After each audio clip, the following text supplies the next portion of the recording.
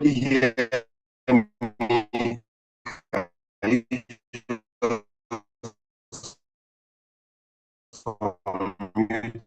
Say yes very quickly. We will jump straight, like I said earlier, that you get a jotter and a pen, keep one next to you because you will need to write. You really need to write. Right. Well, here we go. My name is Kuro John. Hear me clearly. Can anybody confirm that you can hear me clearly?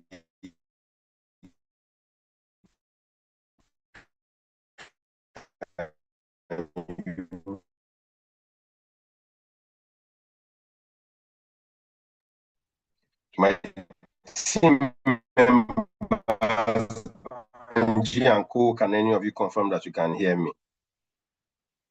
Okay, I see yes in the chat section.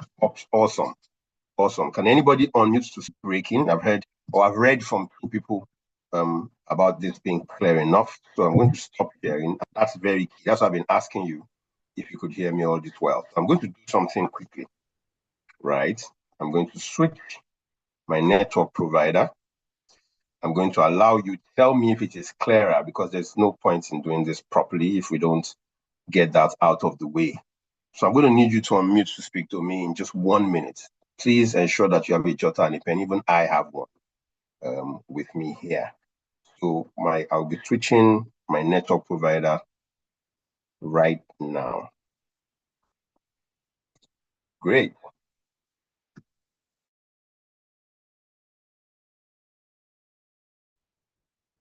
It's been an interesting 2025, sorry. I'm going to 2026. The idea is to make sure it's different. So now I'll switch my network provider. Can you hear me better? Let me sing a song. Maybe it will help with tracing, my sound. There are 5. Okay, someone's thumb is up. Yes, we can hear you now. It's better now, sir. Fantastic. Awesome. Awesome. I just wanted to be sure of that. Welcome, everybody. My name is Kuro John Ngobo. I would have loved to see your pens and jotters, but I'm going to take your word for it that you have one with you. And it's important that you do, or else you won't be able to follow properly today. Okay? So here we go. The idea is to help every one of us craft a better 2026. The format of today's session will be really, really simple. I will lead the conversation, largely lead the conversation. And while I'm doing this, I'll tell you to do a few things that you must do as we go along. And then at the end of the day, I'll pause and take questions so as it applies to you. But this is very important. You must first be honest with yourself. It is extremely important that you remember this part. You must be honest with yourself. All right? So jump straight into it. Welcome. The company, the organization on whose platform I'm bringing this session to you is Purple Plethora Concepts Limited. Essentially, we're into training, consulting, recruitment, and business development. And I have a video here, a short video that probably will tell you more about who we are than I could in a minute. So in 1 minute, 13 seconds thereabouts, I'll play a short video real quick.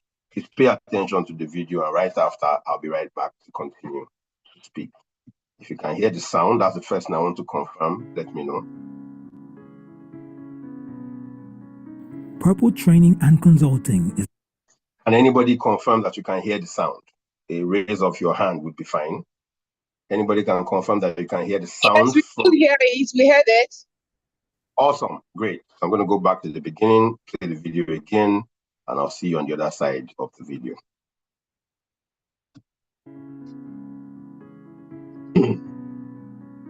Purple Training and Consulting is the learning and development arm of Purple Plethora Concepts Limited.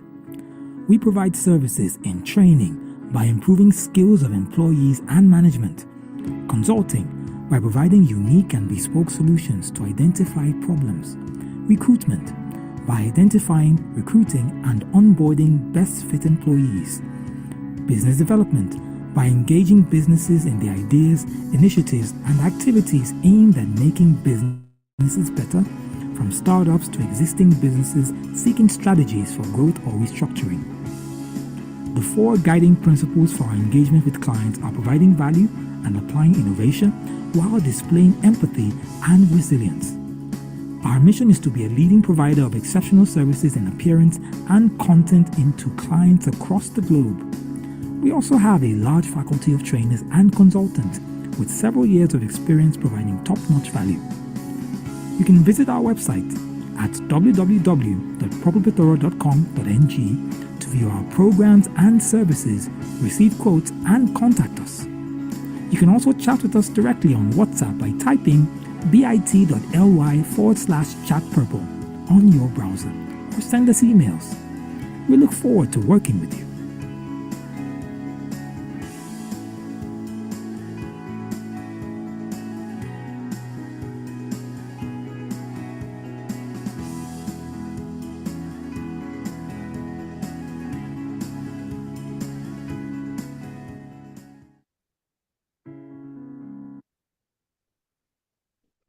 All right.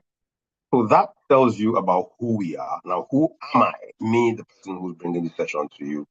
My name is Kurojohn Ngobo. I think a few people here know me. I spent the most part of my work life as an employee in banking. I did most of my banking in 3 of the biggest banks in Nigeria. In fact, all of it, as a matter of fact. And then I went on to a research organization, worked as COO in a restaurant before I ended up doing what I'm doing today as a learning and development professional. I'll tell you why introducing myself this way is important later as we go along. All right. I've lost count of the number of delegates I've trained. I think I've hit 30,000 about 2 months ago, but I've not updated this since, so I've not bothered. I have 2 master's degrees. I still plan to do a little more later in life, but this is the part where I pause to ask, but I'll just tell you instead of asking you that I have a Hollywood mentor who looks like me, and his name is Samuel L. Jackson. If you take a good look at that picture, shrink him to a younger version, maybe 30 years younger or 20, you see that there's a resemblance there. My name is Kurojohn Ngobo. I train in 7 African countries. And what I like to do the most times, is really to help people become better, to help people become the best version of themselves. All right. That's what I really, really love to do. And I'll try to do that as much as possible today. I already told you, get a jotter and a pen, because the weakest ink, the smallest thing you write down, is greater than your sharpest memory or ability to remember it. So please ensure, again, I repeat, that you take a pen and a jotter and do that. Jumping straight into the session today, where do we start? In Nigeria, we have a thing we say. The person we know check road, fee enter pothole. I'm sure you can explain that. But if our friends who have joined from other countries and don't speak Nigerian pidgin English, I'll explain it. Somebody who doesn't check where he's going properly will end up in a pothole or in some kind of dilemma that you probably don't need to get into. So we have to look. But the tendency is to assume that looking means to only look forward. We should actually go back and then look forward. So your marks get set. And here we go.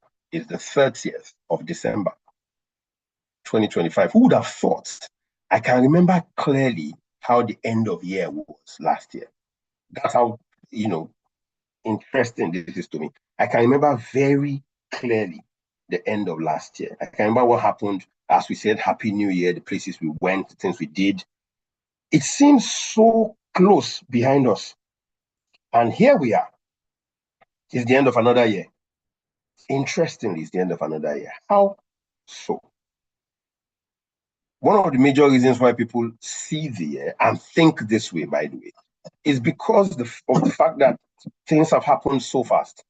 And things usually happen so fast when we're not keeping track. Remember that thing about time? When you are enjoying something, time crawls. When you are bored, time flies. Time doesn't do any of those 2 things. Time just continues to be time. It is your state of mind in time that tells how quickly time flies or how it crawls.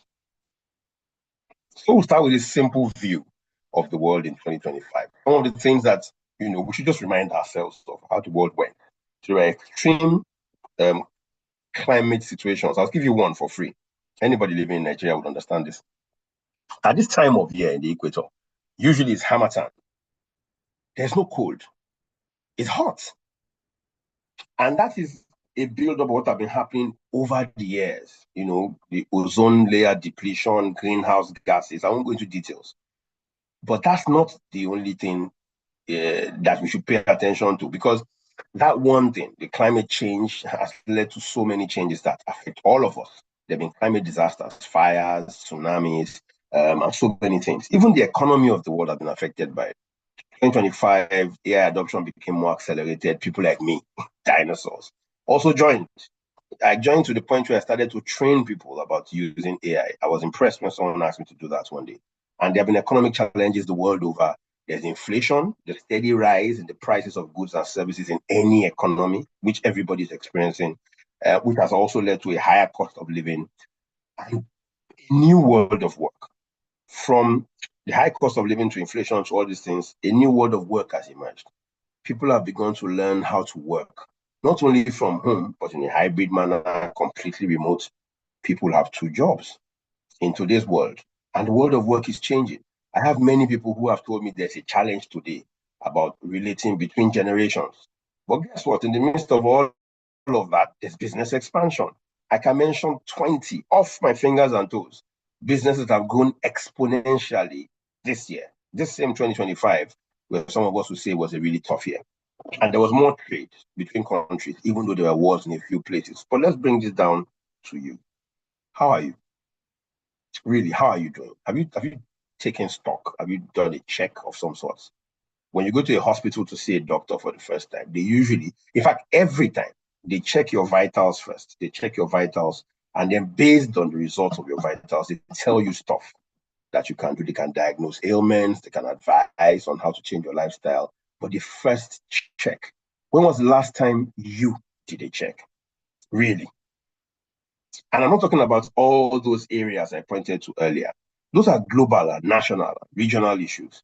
I'm talking about doing a check within your locus of control, considering the things you have control over, because some things you have no control over. And I know that that is something that is very key. So what's in your locus of control? First are your thoughts, your actions, and your decisions. They are completely within your control. Can people influence them, help you think in a certain way or act in a certain way? Yes, but they are entirely your responsibility.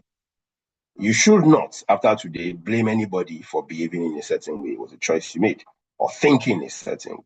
It is entirely within your control.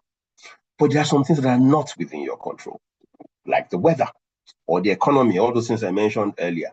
None of them can be controlled by you. Economic change in the whole world, climate extremes, the adoption of AI, you can't control those things. You can't control traffic, depending on the city you live in. Whether you're in the UK, I've seen a couple of my friends in the UK have joined in, or you're in Ghana, I see somebody from Rwanda here as well. You can't control those things. You must pay attention to the things you can control. That's where the problem usually arises.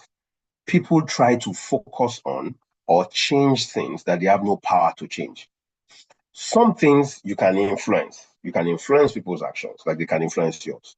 You can influence people's response to change. And I hope I influence you one way or the other today. But you cannot control what people do. And one prayer that has helped me deal with this, helped me to clarify this, has been the Serenity Prayer. A very simple prayer I learned about a long time ago that says, God, whoever you believe in is fine. So don't tie this to a religious deity. Just focus on this as a supreme being. Grant me the serenity. And serenity in English simply means calmness of mind. Grant me the serenity to accept the things I cannot change. Grant me the courage to change the things I can. You cannot call me and tell me repeatedly, oh, there's a rat in my house, and that goes on for weeks. No, I won't allow that. One day I'll tell you to keep quiet and let's go and deal with this rat. Shut down your windows and do something about it. So there are some things you have control over and you have the ability to change. You should have courage for those things. There are some things you don't have control over. Ask for serenity, calmness of mind to say, I have no control over this one. Then the wisdom to know the difference. You see, if you don't pay attention to the wisdom to know the difference, you will be fretting about something you have no control over, like you're in traffic and you're running late, or the economy is bad. All right. So that's very important. Before we move forward, the conversations today will be about things you should have control over or you can influence, as the case may be. Let's start with a simple reflection of the last year, 2025. Let's start with this. And it's important, it's instructive that there's a slingshot, what we like to call a catapult in Nigeria in front of you. You cannot go far forward if you don't first move backwards, or at least look backwards. So we can start with a simple reflection exercise for yourself. And I want you to do this for you, not for me. You can finish this exercise or any other exercise for today and hide your jotter. Never show it to anybody if you don't want to, but please do this exercise. So write down one thing that worked for you in 2025. One thing. Do this very quickly because I'm not going to spend time on any of these concepts. Write down one thing that worked for you in 2025. Give it some thoughts. It could be a way of doing things. It could be a one-off thing. It could be something that happened repeatedly. It could be a person. It could be a relationship. But write down one thing that worked in 2025. That means you probably had an idea of how this year should have gone. And as you look back today, something helped you move in that direction. As you write that one thing down, also write one thing that didn't work. At least one thing that didn't work. Write down one thing that worked, write down one thing that did not work. And of course, one big lesson in 2025. Write down one thing that worked, one thing that did not work, and a big lesson in 2025. A lesson that you learned and you plan to carry on to the new year to help you deal with things in a different way. Write them down quickly. If you haven't written one down yet, just write the questions down so that as we are done with the session, you can reflect better and write them down. But it's very key because I want to help you look at your 2025 in retrospect in even finer details. So in 2025, many people were like this. They're doing a lot of things, juggling a lot of things. And I'm sure some of you are smiling already at this figure, or this character in front of you. Many of us were doing this in 2025. All right. So ask yourself about the outcome of this. Even if this was not your situation, you were calmer in 2025. Ask yourself about the outcome of the year for you. Is the second to the last day in the year. You can take stock at this point. What was your major achievement in 2025?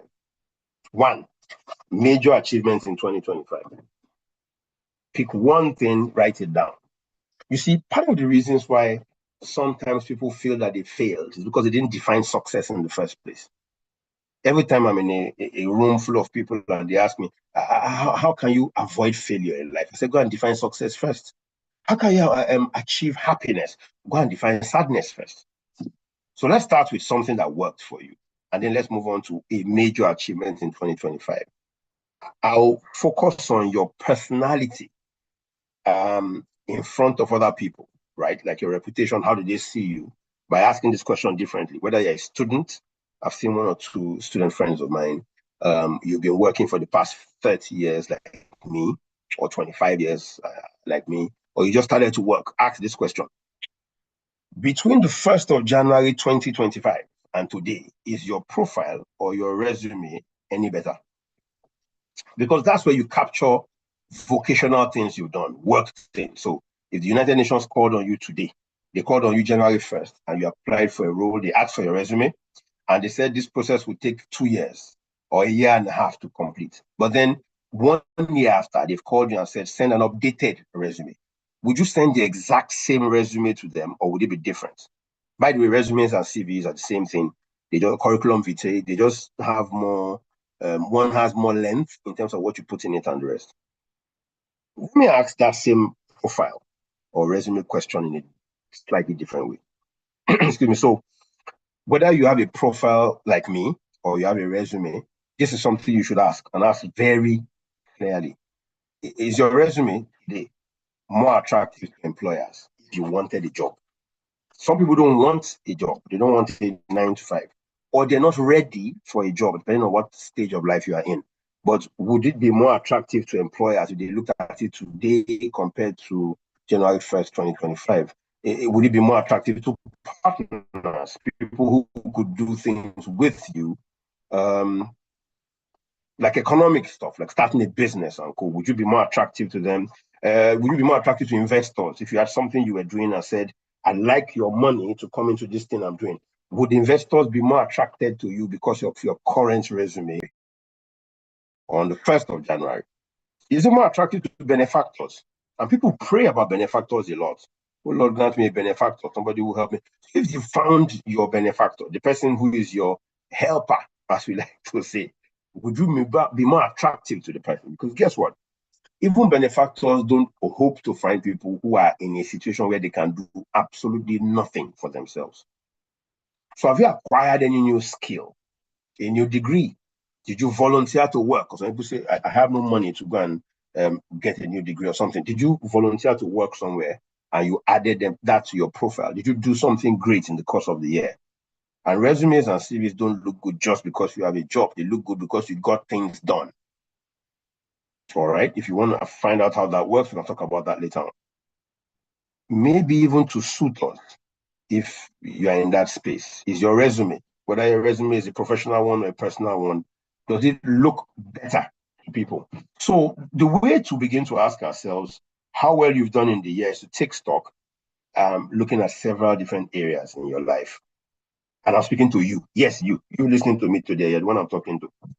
The way you should really take stock is look at different areas of your life, not just look at your account, for instance, and say, oh, I now have money, there's more cash flow, so that means I've done better last year. No.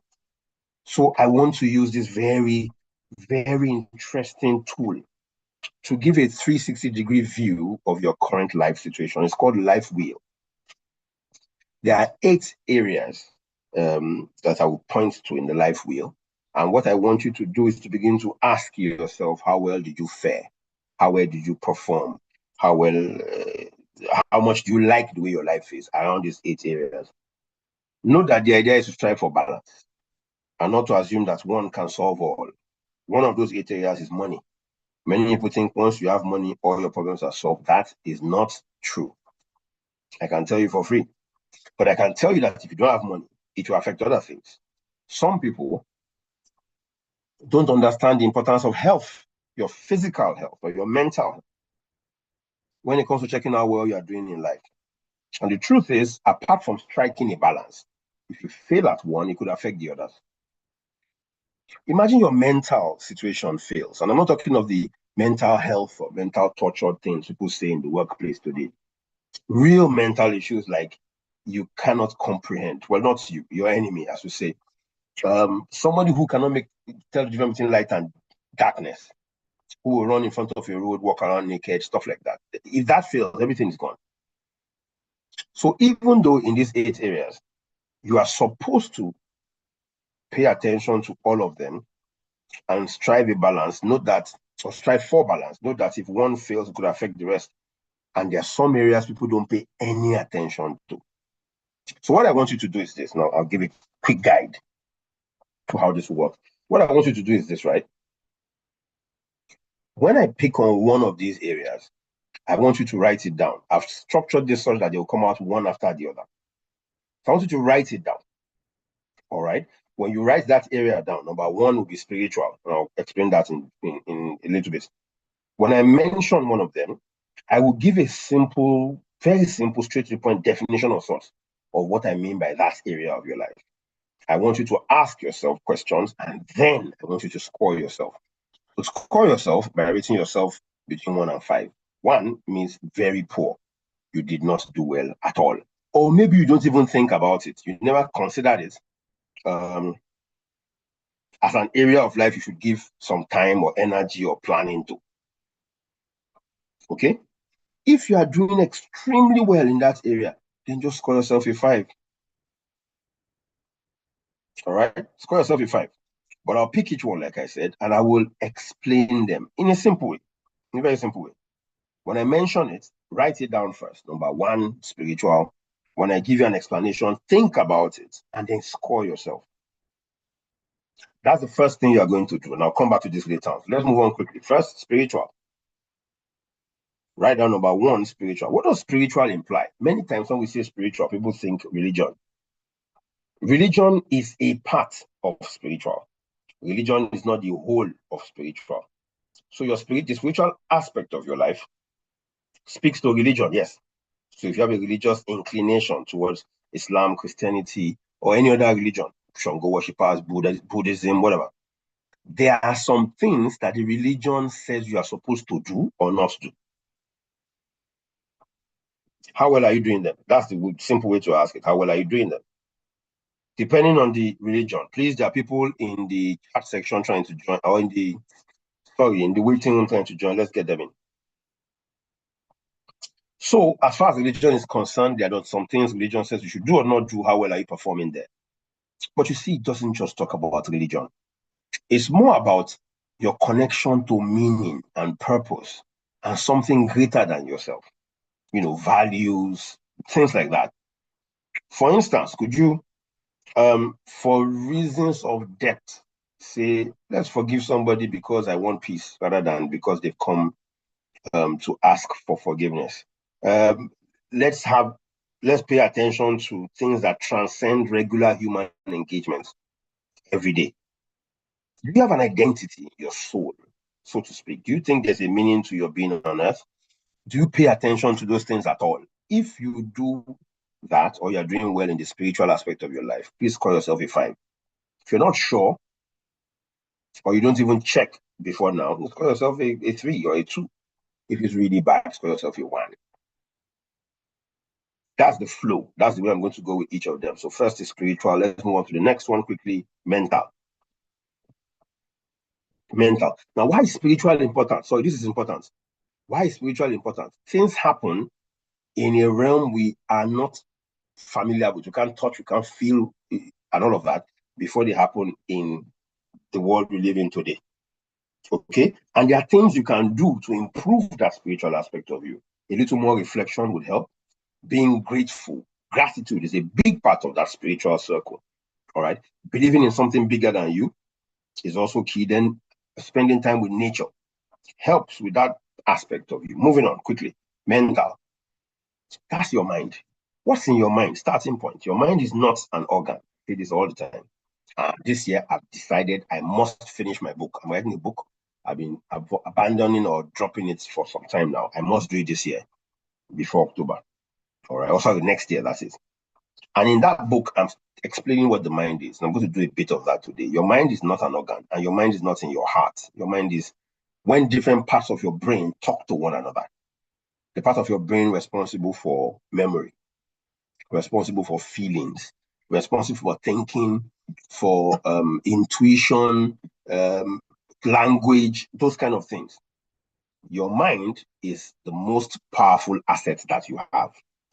Every human being has that asset, and it's extremely powerful. We're almost hitting our 45 people mark. So how well do you manage that mental space? How well do you invest in it? How do you invest in your mind? Oh, that's a nice way of putting it. What you read, what you watch, and what you listen to. What you read, what you watch, what you listen to. So do you deliberately try to improve your intellect, your learning, your emotional well-being?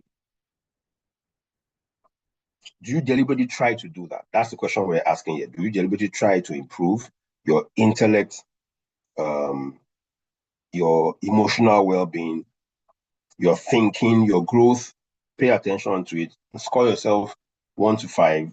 Where do you find yourself? How can you do that better? Read. Deliberately learn. Be particular about learning stuff.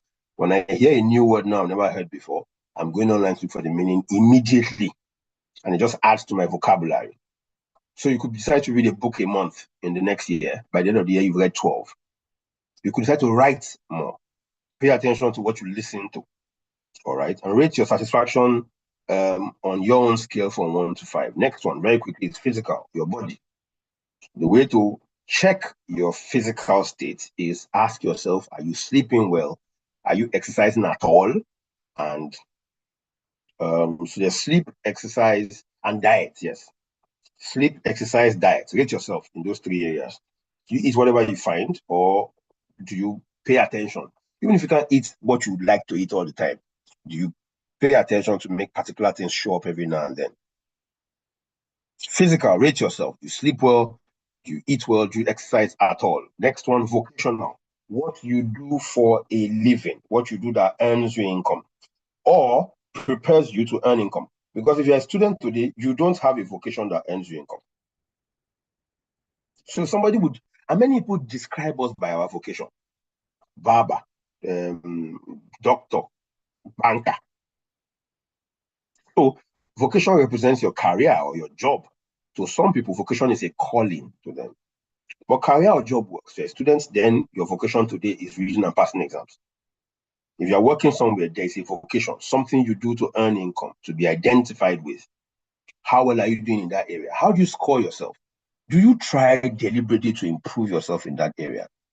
Or you're okay the way you are? When was the last time you went online to YouTube, the same YouTube where you go to watch movies, or Netflix where you go to watch movies, to look for something that can improve yourself around your vocation? When was the last time you did that? If they picked 50 of the best people in your vocation, in your space, right, depending on how many they are in total, would they pick you amongst them? Are you very good at what you do? We will seek you out in that area that you say is your vocation. You're in HR, you are a banker, you are a masseuse. How well are you doing in the area of your vocation? Are you maximizing yourself there? So score yourself when it comes to your vocation. If you're a student, are you doing well? Are you in the top 5 in your school, for instance? Financial is number, let me count, 5. And that's a very, very interesting one. It's so interesting. I want to dedicate a little more time to financial when I flip this page. So are you more broke than buoyant? That's financial for me. Are you more broke than you are buoyant? Do you have to think twice, 3 times before making a decision that has something to do with money? Are you constantly having money anxiety?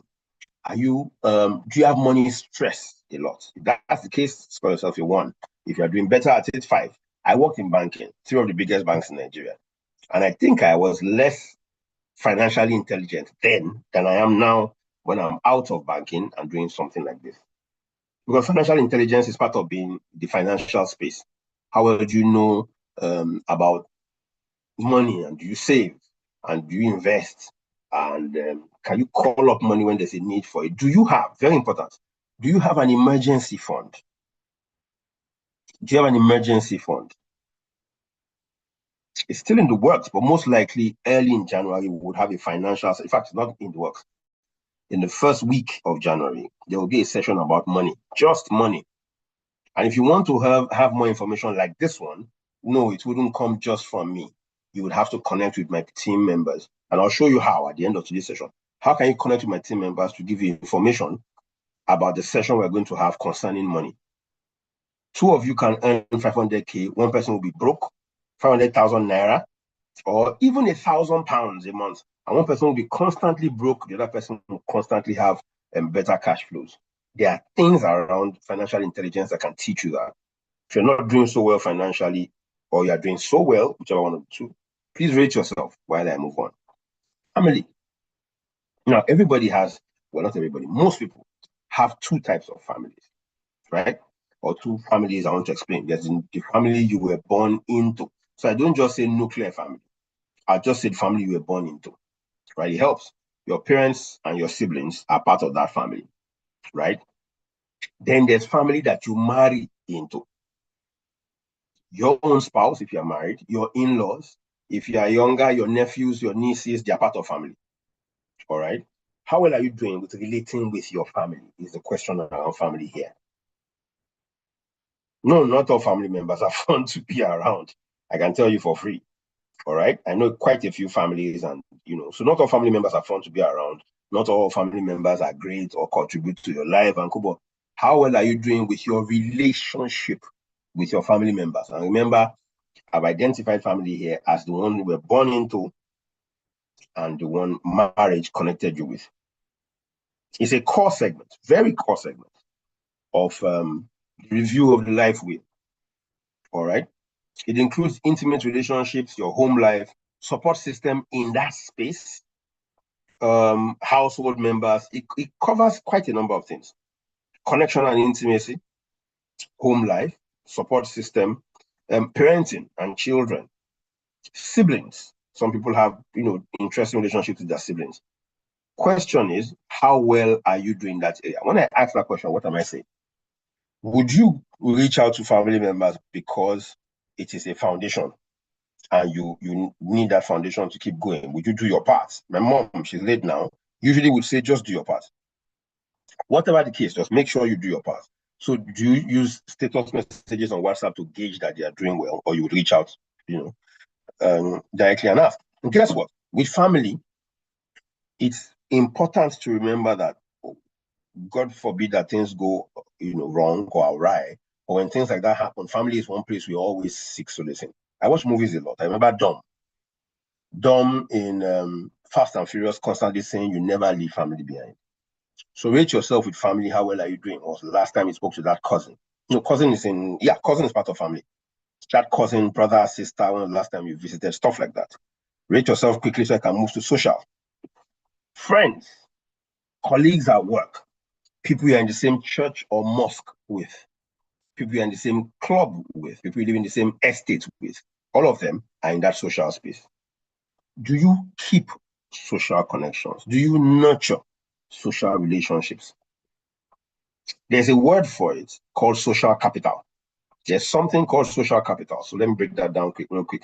People generally assume that for you to do well in life or run a business and stuff, all you need is financial capital, money capital.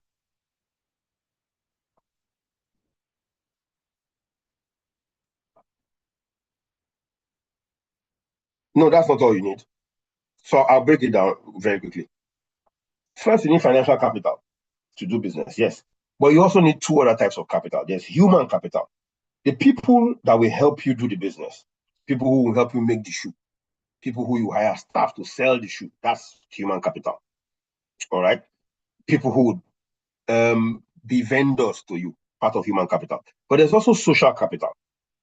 The value you get from relationships, networks, and connections. And connection is important, especially in a place like Nigeria. So could you desire international passports and your social capital can speak for you and it comes out faster, or you pay less, or you don't go through a long journey to get it? If you run into trouble with any arm of the law, are there people you can call, not necessarily to make you avoid serving a term or bearing the consequence, but to soften the things for you? If you want to meet somebody, so there's something called the 6 degrees of separation. You can read that up later on. All right.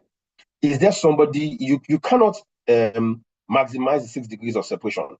It's a simple mode, a simple thing that explains how anybody can connect to anybody else on earth in 6 simple spots or 6 simple jots. Find 6 people you can get in touch with Donald Trump. You have to have the first connection first. So do you have a social capital that will give you that first connection, or the second, or the third? Are you at work and you never attend anybody's functions at work? You don't have to buy what we call in Nigeria Shrebi, to attend a function, but you're never available for anybody. That's a social capital. It will speak for you. Sometimes all it does for you is bring information your way. One big thing it has done for me is somebody speaking for me in a room that I cannot enter. Just today, it still happened. Someone said, "Come, Mr. Kuro, you can do this." If the person didn't know I could do that, then it would not give me the chance to do it and then earn from it and all of those things afterwards. So rate yourself. And if you're going to next year and your rating is poor, you must do something about it. And finally, there's recreation. Now, usually people would write leisure here, but you see, leisure sounds like having fun. And I don't think that was the intention for recreation. So I will not use the word leisure here. No, recreation does not necessarily mean leisure. Leisure is correct, but people make it seem as if leisure is when you have free time and you have nothing to do. You're trying to fill up the space. No, recreation is actually you taking some time off deliberately to add something that rejuvenates you to yourself. You don't do things for a result when you are, using your leisure time or there's recreation going on. It is purely for enjoyment, for relaxation, and for rejuvenation. All right. So do you make out time for recreation? Or you don't? I mean, life just goes on until something happens, you break down, then you have to start all over again. Rate yourself there quickly. Could you, for instance, spend a whole year deciding on what you'll be doing at the end of the year and save towards it every month? For instance, rate yourself with recreation. Now, I have to move a little faster. So I'm jumping straight to 2026. This review we did is something you must do properly. You must do it objectively. If you haven't done it well enough now, take time to do it later tonight. Don't let it wait till tomorrow.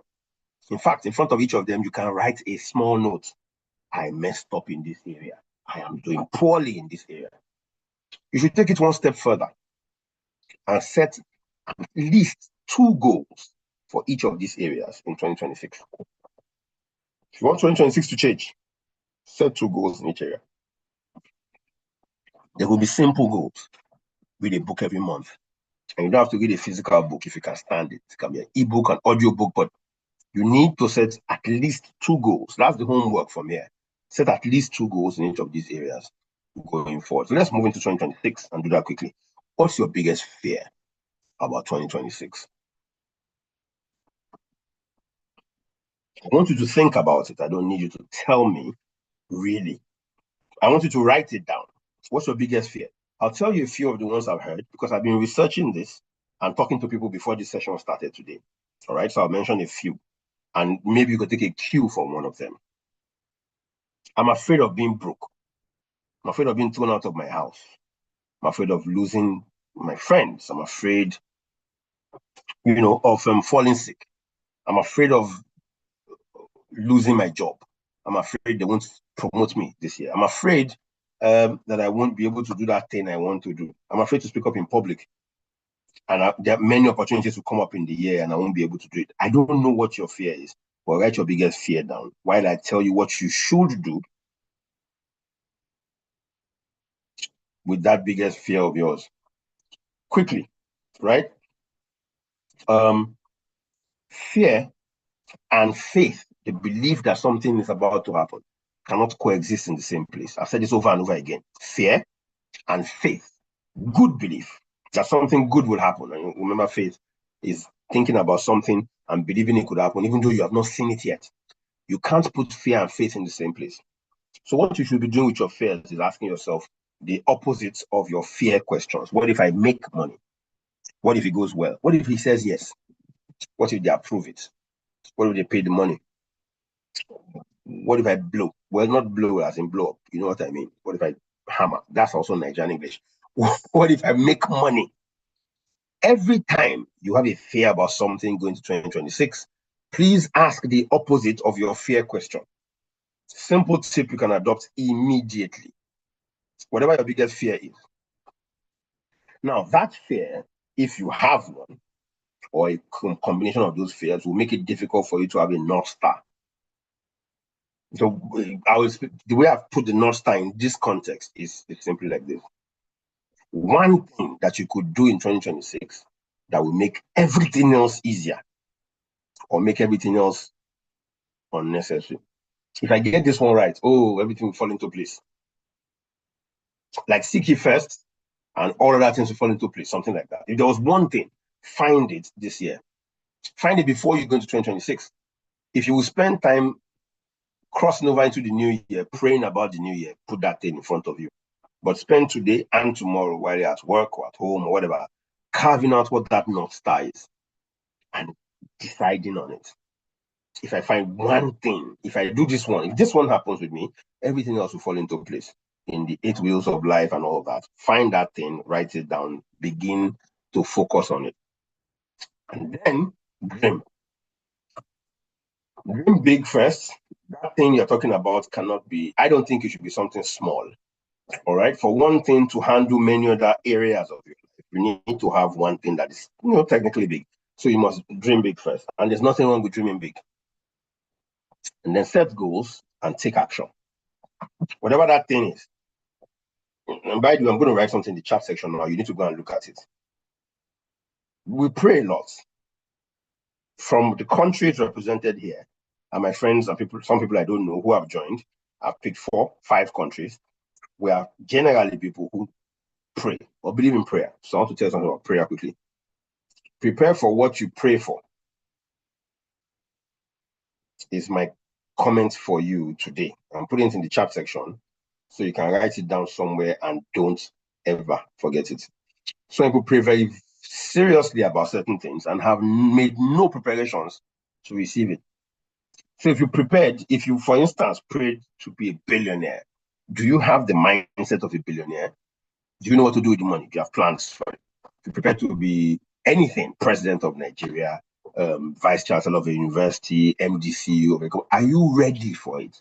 Are you ready emotionally, mentally, and in other areas of your life? Do you have a support system or a plan? I think in going through these three phases, first, dream big, second, set goals, and then third, take action. The three things I want to talk about before we close today. You should prepare for what you pray for. Otherwise, you really don't have faith. That's what faith does. I'm talking about Christian faith or Muslim faith or Buddhist faith. I'm just talking about faith, belief in something. You cannot have belief in something enough and not prepare for it somewhat. So begin to ask yourself that question, what this big goal is. And speaking of big, I'm going all the way with animals. I'll pick the biggest mammal I can think of that walks on the earth, an elephant. We're starting with dreaming big. So can you eat an elephant? I'm not waiting for responses. I'm just speaking today. So at the end of today, at the end of the session in the next 15 minutes, I can then pause and we can take questions and answer them. Can you eat an elephant? I ask this question a lot when I'm facilitating sessions in Kenya, Ghana, Gambia, Rwanda, Nigeria, wherever. Many people first say instinctively, no, an elephant is big. How could I possibly eat an elephant? A whole elephant or a part of the elephant? I said, no, the whole elephant. They said, no, I can't eat an elephant.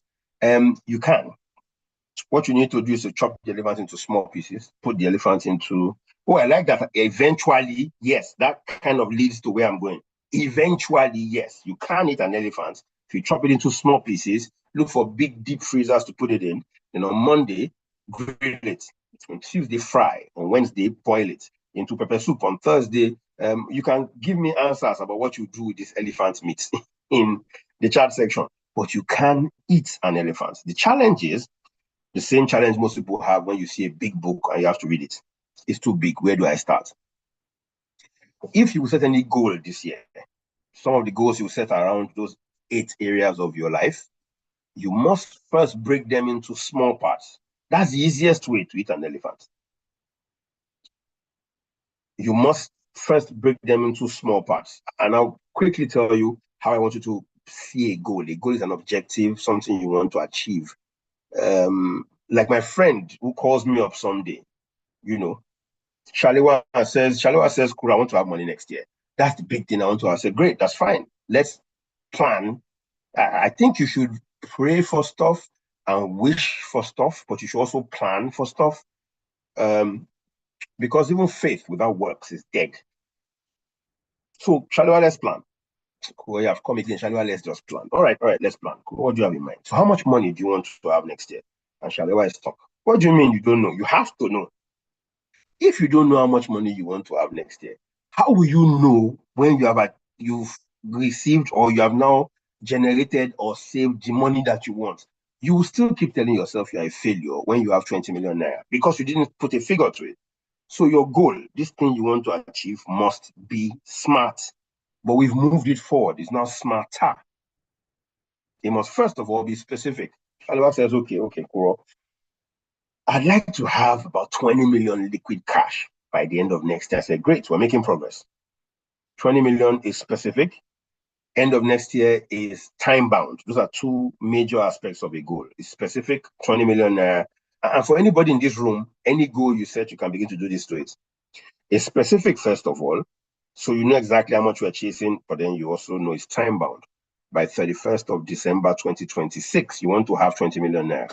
Can we begin to break this down a bit? Let's make it measurable first. What do you mean? Good. So you must put together 20 million naira. Let's pick naira. Maybe I should go dollars.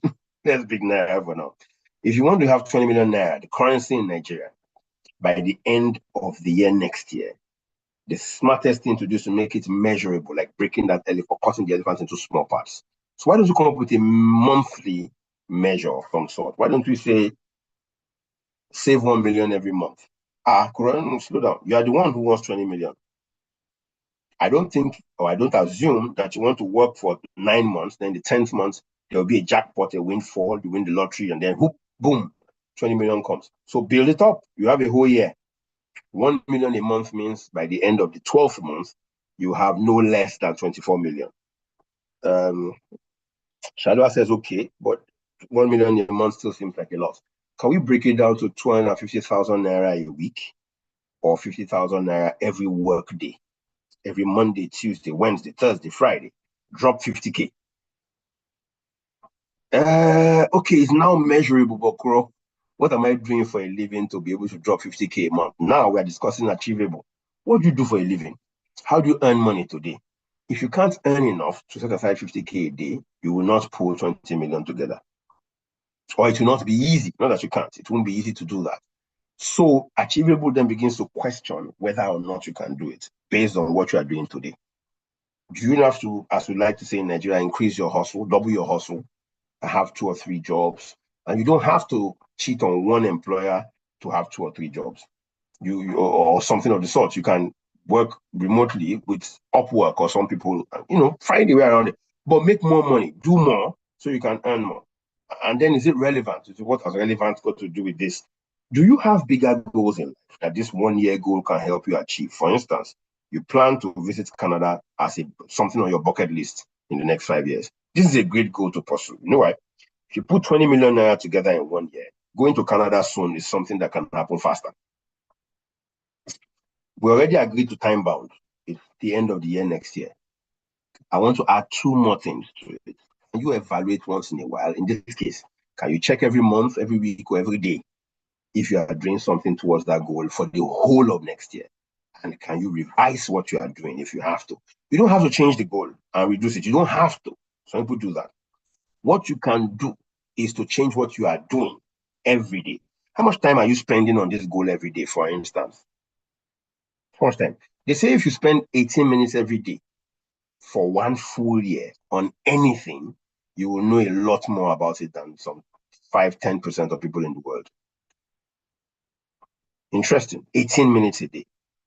So could you change from 5 minutes a day to 20 minutes a day or to 18 minutes a day? You revise what you are doing and it becomes better.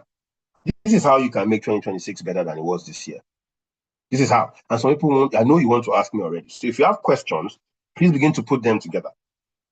All right. They can go in the chat section now at exactly 8 p.m. and tend to pause and begin to take questions. But some people will still ask this question. Somebody has asked me already. Why do goals fail? The first thing is we call New Year resolutions goals. So if you give us your information in the course of this session today, I will send you a link to an interview on Channels TV where I explained why New Year resolutions fail. A resolution is made in the moment, in the hype, in it's trending. That's what happens. It's not a goal. First of all, it's not a goal. Use Smarter to measure your New Year resolutions. You know why by February you're no longer going to the gym. And it has to have a plan. So many times the goals are vague. You can't tell exactly what it means. I want to be happy next year. Is happy tied to your pocket or to your heart? Or I want to travel a lot to your village, to Lumorok, or to the Bahamas. No action planning makes goals fail as well. A goal without a plan is just a wish. John C. Maxwell said that. There's no commitment to it. And the way to show commitment is to be consistent. Do little of it every day. I've planned to do certain things that I haven't done in the past. My focus next year is to be consistent. Just do the same thing repeatedly over and over again. You can increase it. For instance, you want to exercise. No, don't jump into the gym and build weights 250 times, push-ups. You will just collapse. You start with 10, then 20, then 30, then you go up. People don't manage themselves in time well enough. If you give us your details, like I said before, we'll share information with you about things like this happening the whole of next year. All right? You must find a way to do better with your time. Do some simple time audit. What do you do with your time? Really, what do you do with your time? Some people have no support systems or poor support systems. So there are things I do that I know I don't want to continue to do next year. I want to build a support system. One of my major plans for next year is to find the right kind of support. In fact, I found the support is to make the support official support. Support systems include financial support, mental support, emotional support. Somebody who would, hail you, who would, tell you that you can do it, keep going. Some people just cheer you by the sides until you finish the race. Sometimes people who will do the heavy lifting, or who will chop the cucumber into bits after you bought it. Then setting too many goals is also another challenge. These things make sure goals fail. You must take action, acting with a major thing, prioritize. During our time management session, we're calling something different next year, to learn to prioritize using certain tools. If everything is important, nothing is important. Write it down now. If everything or everyone is important, then nothing or no one is important. Everything cannot be important. It's impossible. Some things must be more important than others, and you must put them in front of you, do them more often than the other things. People, you can reverse engineer the goal. I'll show you how to do that before we call it a day. Plan for small, consistent steps. Don't plan, to do something sudden. Small, consistent steps help. Engineer your environment to help you achieve the goal. If the windows need to be open more, people around you, the place you live, engineer your environment. Check your energy level. Some things drain your energy. Some things elevate your energy. Quickly, what would each of those things be? And make a list of a few of them. And the ones that drain your energy, give them less time. The ones that elevate your energy, give them more time. They could be people, they could be places, and they could be things. And then do daily check-ins. Do daily check-ins and learn that execution is key. You're not executing, all the planning you are doing, writing to-do lists and will make no difference next year. No difference next year. I guarantee you that. They'll make no difference. With regards to execution, which is where most times the challenge is, I read this book by one of the Coveys about the 4 disciplines of execution, of getting things done. He says the first thing you should do is focus on the wildly important goals. It's not a wig on your head. Pick a few goals, make them wildly important. Focus on the wildly important goals first. Number 2, act on lead measures, like those daily measures I mentioned earlier, right? So I want to lose weight. Let's assume that's the goal. I want to lose weight. I want to lose it over the next 3 months. I want to lose 20 kg. If I focus on the large goal, the one that I would measure at the end of 3 months, I may get nothing done until 3 months are over. So set those small goals. Sleep this number of hours a day, drink this amount of water, go to the gym twice. Those little things will help you lead to the large goal. Then keep a compelling scoreboard. Scoreboards do a wonderful, magical thing to your mind. Like 2 minutes to the end of the match does to people. All right? Or like 2 days to the end of the year does to people. Keep a scoreboard that you can use to measure. It could be a jotter, it could be an app, but write down progress as you go along. And then let there be a cadence of accountability.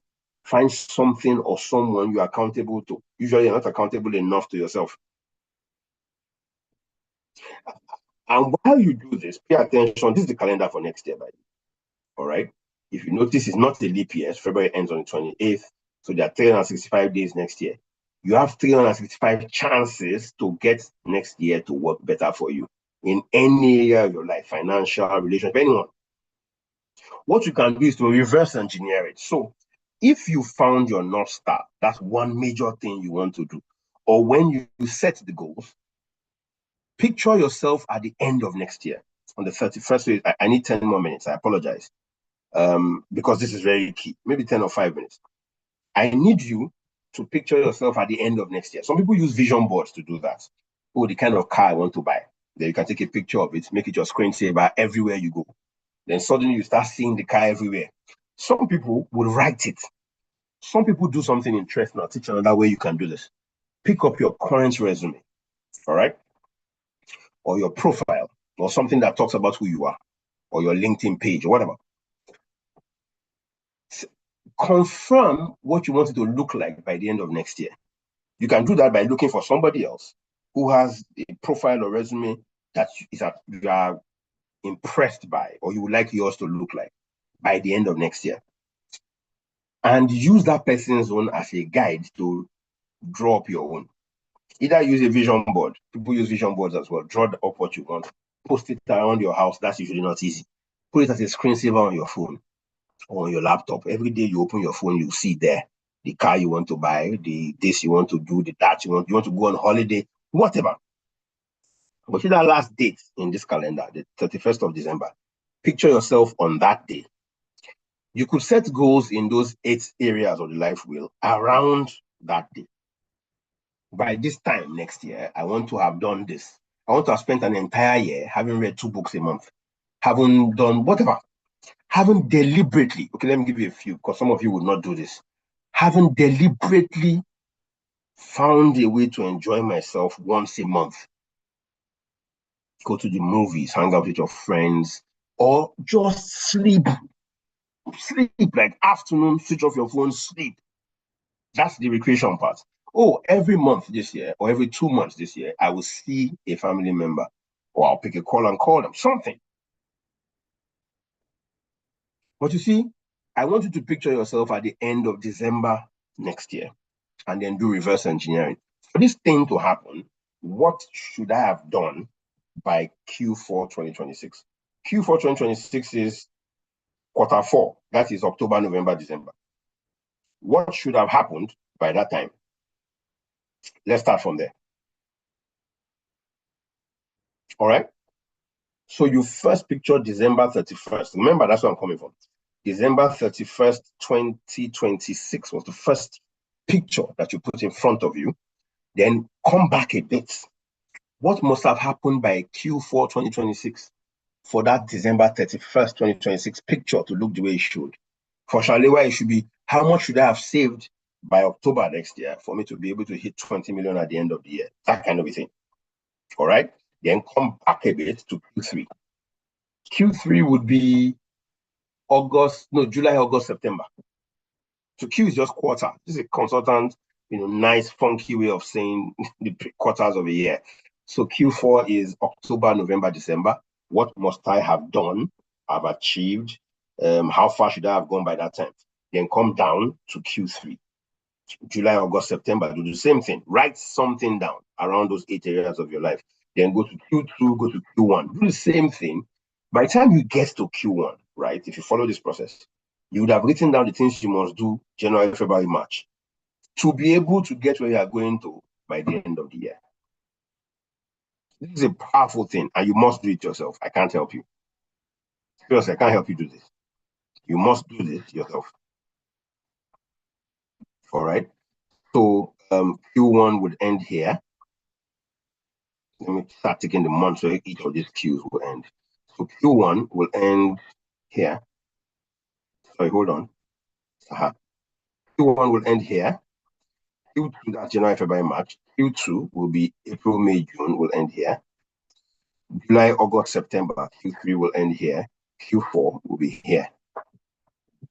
Reverse engineer this goal of yours, this life wheel. You can use the life wheel. Put your life wheel down, draw it, find the life wheel online, write it down.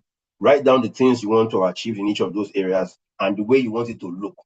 The scores you want to have by the end of next year. Write them down. All right. And then reverse engineer all the way to Q1. By Q1, you are at the end of March. Trust me, you are close enough to January. And if you do that properly, you will then know what you're supposed to be doing every day. So you have friends who will tell you, I'm warning you up front. You have friends who will tell you, you're so busy, you don't have time for us. If you are not busy, you will be a nuisance. Write it down somewhere. If you are not busy, you will be a nuisance. Fact of life. Second part to that quote, which I came up with is, busy is not productive. That you're busy doesn't mean you're productive yet, but at least be busy first. And then over time, you could yield to some kind of productivity. It's extremely important that you follow these kind of steps. Take it all the way down. Do this. So before you go to an all-night crossover service or a period of time tomorrow when you're praying for next year or plan, do this exercise. And it's deliberate that this is happening today. So you have the whole of tomorrow to do this. And then you do better. In 2026, what I want you to do, before we take questions, is to write down 3 things. So you don't have to write it down now. But write down 3 things you want to start doing that can help lead you to those goals you want to achieve. The things you want to start doing are things you were not doing before, but you want to begin to do, like eat vegetables every week or something. All right. Write down 3 things you want to start to do. Meanwhile, I'm looking at the chat section if there are any questions, because once I'm done with this, I'm going to take questions if there are any. Second thing I want you to do is write down 3 things you will stop doing. Maybe you scroll too much on your phone. or you spend too much time on your phone. Don't get me wrong. Some people do work on that phone and make tons of money, make progress in life, do stuff with it. So maybe it is what you do on your phone. Maybe you don't exercise at all, or you exercise, what you call exercise, not right, whatever. Stop some things. Don't have a to-do list only. Have a not to-do list as well. So 3 things you want to start doing, number 1. 3 things you want to stop doing. 3 things you want to avoid doing. And 3 things you want to continue doing. You were already doing it before. You want to keep doing it because it will help you and you should not stop. Put it in continue. Take home assignment, so to speak, is what this is. This is take home assignment that you should go and do, not now, but use the life wheel. Pick each of those areas, set goals around them, write your start, stop, avoid, and continue around it as well, and move on. Remember, to avoid something you want to avoid, you want to keep away from doing. You want to keep away. You were not doing it, you don't want to do it, keep away from it. All right? But you must do these things. And if you get these things right, I add faith to it. Don't get me wrong. I'm not telling you don't pray and all of that, but if you look at your life wheel, improve yourself in all those areas, have better social capital, better network, read, improve yourself here and there, have the health to do what it is you want to do. If those things happen to you, by default, you should expect a better year than you had this year. By default. I have a prayer of mine that I'll show to you in a minute, that I pray, and I'll show it to you in a minute. But before I do that, I want to do this. So I'm going to keep this up. I'll keep this up while I check the chat section over the next minute or two for any questions. If you want more details about these things, note, we didn't sell and all of that today. We simply want you to be better next year. Very simply so. So if you want more information about things like this, or you want to reach out to us, just type that on your chat, on your browser, this exact way it is, bit.ly/chatpurple. In fact, one of my team members, please type that in the chat section on this platform. So people who want to can go ahead and just click on that link. Now go there and send us your details. Your details would include your name, your mobile, which is your WhatsApp number, because we communicate with you via WhatsApp pretty often, your email, and your location.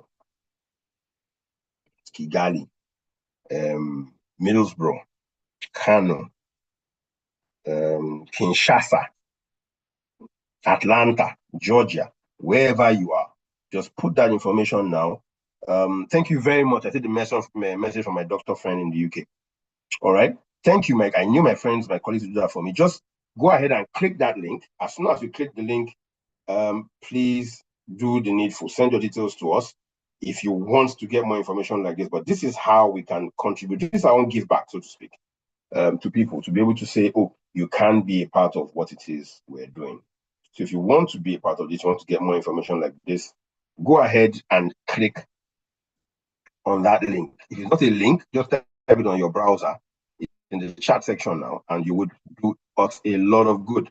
And this brings us 9 minutes beyond the time, I apologize, to the end of this session. The intention is to ensure that more people over time can do better with their new year. There are some things you have control over. You don't. In fact, I really think that sometimes the supreme deity over us, we stress them, him, her, whichever one you believe in, a little too much. Some things are in our power to do. Let me tell you how I draw mine, or how I draw my own thoughts around it. The first commandment I remember in the Bible, I'm a Christian, so I use that as a guide, is be fruitful and multiply. What does that mean to you? Be fruitful and multiply. Be fruitful means to bear fruit. It means to do something to bring to fruition, to grow, and then to multiply. That means you should do some work. Pay attention to what you are doing to earn, like your vocation, one area of the life skill. My question to you is that happening today? And you don't have to have a job to be fruitful. It doesn't have to be a job that you are fruitful about. It could be school. It could be serving people. There's a lot more I can share, but we can't do that today. I tell people a lot of times when there's a need for finances and that becomes an issue, I have 3 S's I run to. You can write this down just before I keep quiet. and take a few questions in the chat section, as I can see one now. There are three things I do. There are three S's that I rely on when it's in financial need. Oh, I pray. Don't get me wrong. I pray and none of that, but I focus on this because that's the one I can do something about, and I should do something about. For multiplication, you can sell something, you can serve someone, or you can solve problems. Somebody put it in the chat section quickly for me.